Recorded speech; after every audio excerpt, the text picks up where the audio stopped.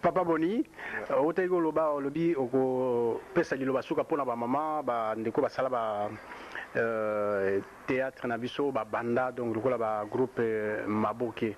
Est-ce que quand même au benga bango ata mokolo moko te pe o solo la ta na moko na bango?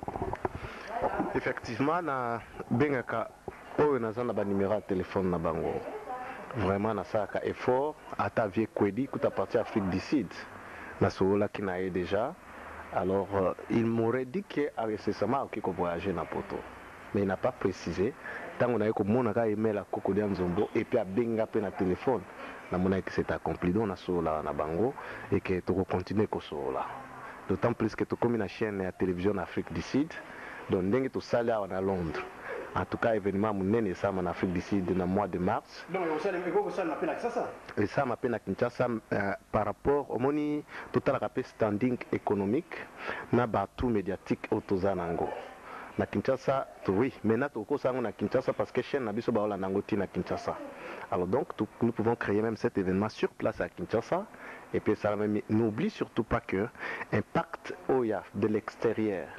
On de komoni soki de quoi na Kinshasa événement ça mis sur place na Kinshasa n'a que tout ça en Afrique du Sud et qu'aujourd'hui par exemple un acteur ou yazaki même na problème à ko déplacer à longo na bonne atmosphère ou ya pays à en Afrique du Sud rien que aya kozwa yod nae ça donne de double signification par rapport à ngazwa sur place na Kinshasa pour na kwenyo soto ko memaye ya kendaka. On sala ngona inter asala ba production interne na tembe on sala ngona ciné palladium asala kuno mama ngebi kutu ya bango et puis surtout bimisa bango na cadre wana to bina tinto to bimbalo to bina Londres na Hilton et puis c'est moi spécialité moko bona kati na bango yango donc na sens wana to préférer mingi pe ba se défouler ba bimaka libanda. Merci Papa Boni, merci à mingi.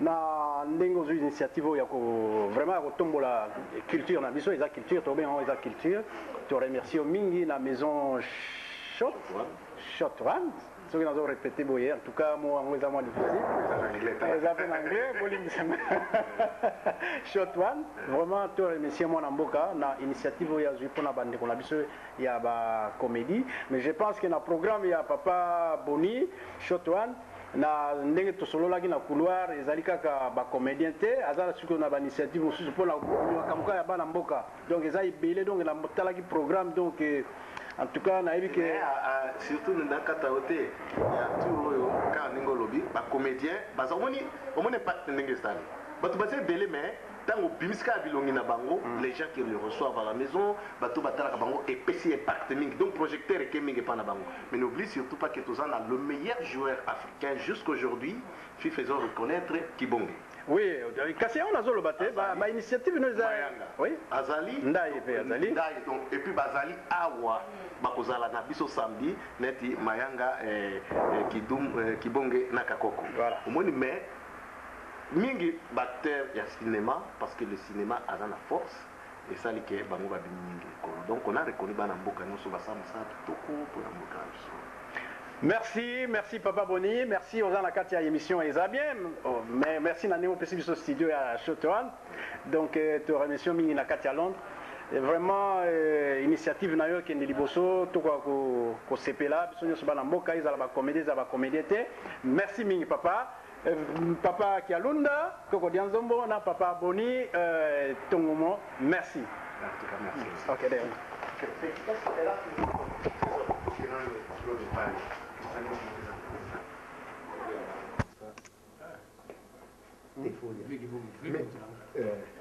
Bébé Koyaza, tu parles dans la caméra.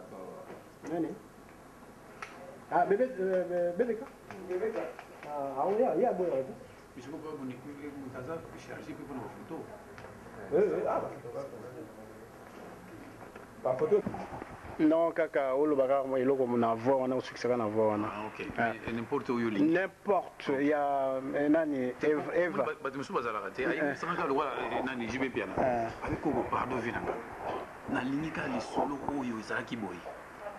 Vous avez mon examen à tout ni na ça. Ah, il y a masumu. Vous avez fini masumu. Ah OK. Ok, mais Koko, Tomoni, pour la succès, est-ce que Koko succès la vie soit à moins et l'eau comme Moko Boyete? oyo yebi donc tata oyo ya utaka mboka soki na bandundu ndenge na taba na comprendre yo bien te. Question histoire ya ndundu. Ah, histoire ya ndundu, voilà, histoire ya ndundu. Ba histoire ya ndundu eza ebele. Il faut préciser ezaki ya nini. Ya makero, ya makero. Pomoni nga eloko bien na ngai. Oh, bobandaki kofinga na yo na masumu. Ah, ok. Yo zolo ba pona sketch to salaka ezaka titre nango mama keba. Ah, voilà. Oyo nga nazalaka nde noko ya masumu. Ah, masumu abakolinga bota bana basi bana mibali mais akozaka na mali sansa bota bana basi akobenga na basi wana. Voilà, c'est ça. Yango nde zolo ba. Ah, donc ezaki en quelque sorte ya likukuma. Voilà, ya likukuma. Ok. Ok.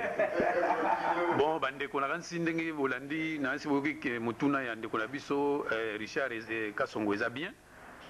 Biso moni tozana toujours pona bino tango muta sengi eloko na esengi kosala pona ebiki bandeko oyo nyuso bakotala conversation oyo misu bazana bazondima te ke wana kokodia nzombango soka lobaka nini fa normal po naza acteur nakosala role nyuso oyo esengeli nasala mais biso sikoyo na mboka na biso mingi banda kolinga mingi nasalaka mingi koko yango moni ekomaki seri moko mais même nga moko bakodécourage nga mene lokola batu balingi po tosepesa bango yango nde bapesa yo mpe kombo ya kokodia nzombo kokodia nzombo ya mpona bongo voilà po nga ezalaki koko zembla mais tellement na kati bato basepeli mingi obenga kokodia nzombo bon likambo oyo papa Richard alobi eza boye bolandanga bien bandeko botala lisolo wana po nga nasalaka toujours oyo ndenge elekelaki ndenge bokoyokelango masumu kolinga kobota bana mibali mais akokutana na basi bakutaka bana basi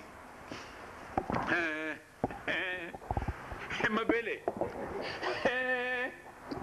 mwana oyo lupesi ye kumbu nini mazoka ezali malamu te nga namoni malamu lupesa ye kumbu ya noko ne ye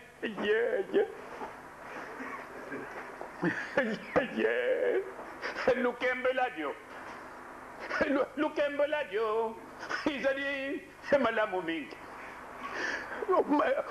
masumu ndenge uza komona yawa neve na ngai ndenge balubaka na français l'homme ene bon kasi mpona neve na ngai masumu ene mauvais ndenge uzali komona ye wana libandi wana ye moko akamati silete ata kukata iza kusila te akamati sikoyo matama wana uza komona lukula batu oyo bazalaka na makero yaye tukamati epotopoto tuza kupina iza kukita te tuza kupina iza kukita te zoba ndenge uza komona ye wana azali penza zoba mwasi tubalili ye na mbuka aye awa alemba wana musala aye kukamata mwasi wana zoba. Bon, merci bandeko botu kolanda Coco na ba Evre oyo tomesana ikotala. Vraiment te remercier qu'encore beaucoup plus na kati ya émission na biso eza bien. Merci Coco, merci.